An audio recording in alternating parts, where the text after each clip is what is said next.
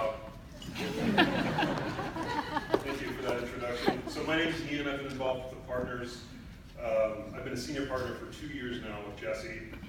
And my first exposure with with partners was my friend Jason. He called me up and said, hey, we've got a car that we're going to detail and I'm going to bring my kiddo.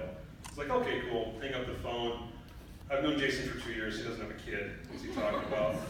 So he shows up with his junior. No, this is my junior partner. I mentor this child. And he told me about the program, and I thought to myself, this is something I have to do because there's so many things that 29-year-old Ian would love to teach 9-year-old Ian. I can't go back in time, but I can make a difference in my community now. So I've been a career firefighter for 10 years now. I've learned a ton of different things.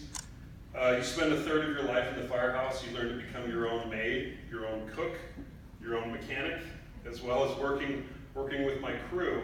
You learn a lot of values, such as teamwork, courage, duty, leadership. These are all values that I've learned that I'd love to pass on to a kid. So Partners mainly focuses their energy on anywhere from about 9 to 15-year-old kids, and the bulk of them around the 9 to 12-year-old range. So I called a friend of mine and I asked her, she works with kids all the time, I wanted to get a good idea of what goes on in a child's mind at this point in their lives and why it's so important to have positive influence.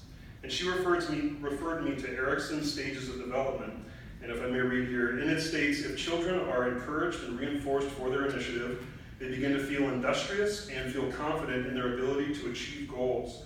If this initiative is not encouraged and is restricted, then the child begins to feel inferior, doubting abilities, and therefore may or may not reach their full potential. They are essentially discovering what type of person they are going to be, what path they're going to take to get to be that person. And Partners does an amazing job and right in their mission statement, it says that they are going to create and support one-to-one mentoring relationships between positive adult role models and youth facing challenges in their personal, social, and academic lives. And there's a ton of different ways you can do that.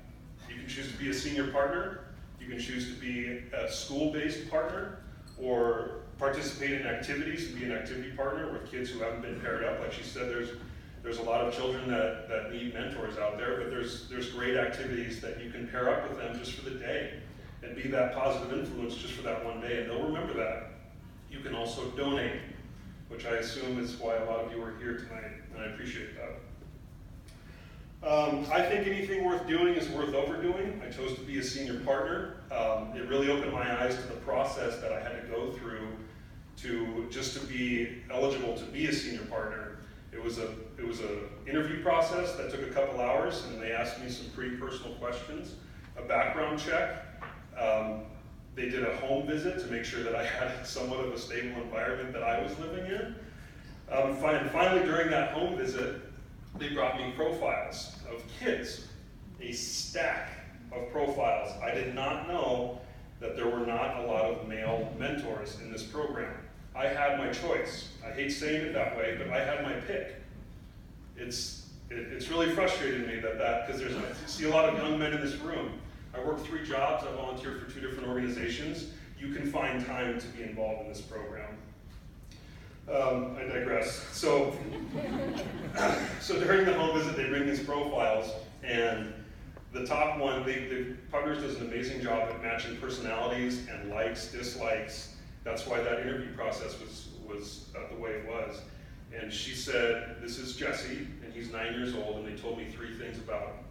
He loves Legos, has a hard time paying attention in class, and loves his mother. I'll stop you right there, because that's 9-year-old Ian. I didn't even want to see the rest of them. So they set up our first meeting, and I went to his house, met his family, I met Jesse. I see this tall, skinny kid wearing basketball shorts and cowboy boots because he likes his own fashion. He's got this ear-to-ear grin, and he's like, I heard you're a firefighter, and it's just a job. I don't know what the deal is with that, but it's just a job. So I said yes, and so we went to the fire station. That was our first hangout. Went to the firehouse. I'm really glad I washed my gear before because he tried it on, and sometimes that stuff gets a little rough. Played with the tools, checked out all the rigs, and he met my fire crew that was on duty that day. And on the way back home, he told me that he wanted to become a firefighter. That's our first meeting, was he wanted to do what I did. And just the amount of impact that that had on me. And what was really heavy for me that first day was how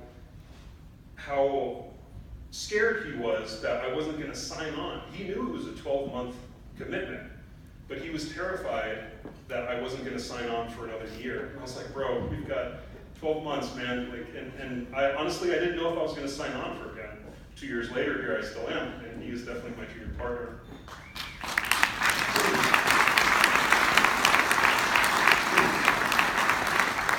So it was really important to form that bond with him. You know, I'm not going anywhere. I know you've had abandonment issues, and it was really important for me to be that positive male influence for him, and also form a bond with his mother, who his mother, by the way, is a warrior woman.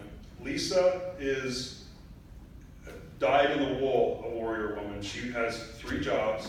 She has 3 athletic, insanely active, awesome kids, and she just, pardon my language, she kicks ass at it.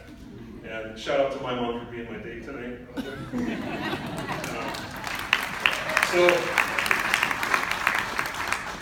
anyway, throughout all this, I've taught Jesse a lot. I feel like I've taught him simple tasks, things that are staples in boyhood, such as tying a fishing line, things like that.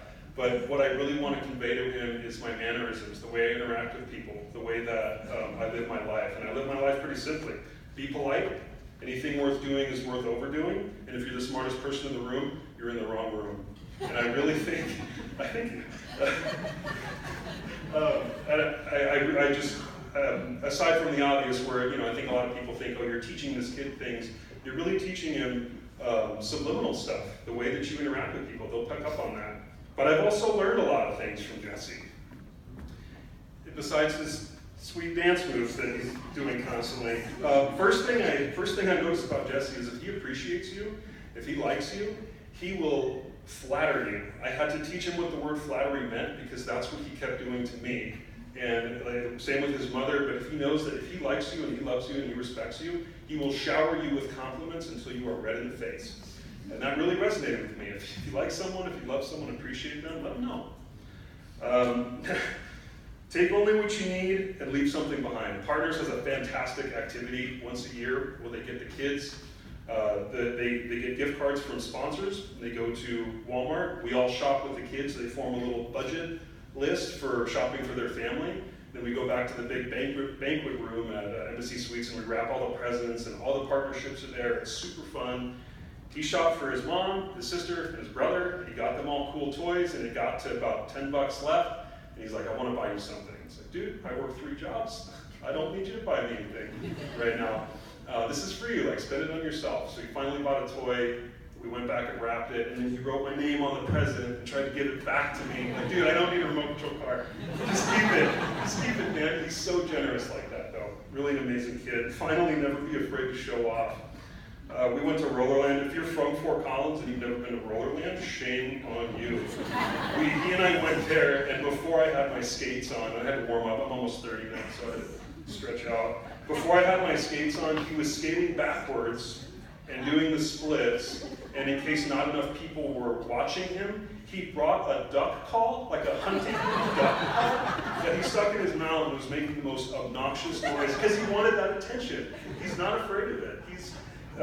He has no fear of that. Fort Collins Club has a great relationship with Partners Mentoring Youth. We go there, we use the climbing wall, we use the weight room and the pool. Every time we go there, he says we have to hit the weight room first because I want everyone to see our muscles. This is my junior partner right here. So obviously he's one of my favorite subjects to talk about, whether it's coworkers and friends. And one of my biggest frustrations is when people ask what's wrong with him. Oh, you mentor a kid, well, what's wrong with him? If you met Jesse, you'd think there's something wrong with you because he is the most amazing kid I've ever met in my life. He's had some certain circumstances that require a positive male influence.